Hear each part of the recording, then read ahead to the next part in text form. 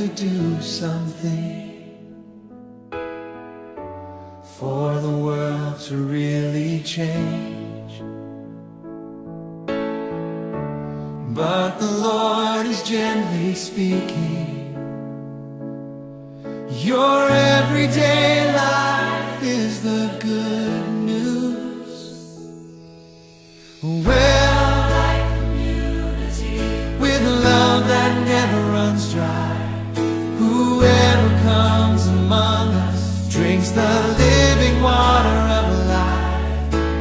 Well, like community, not words but how we live, overflowing grace and mercy is what heals the world.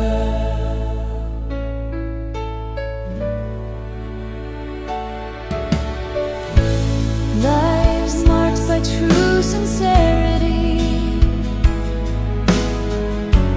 each one faithful in their place. One look without discrimination,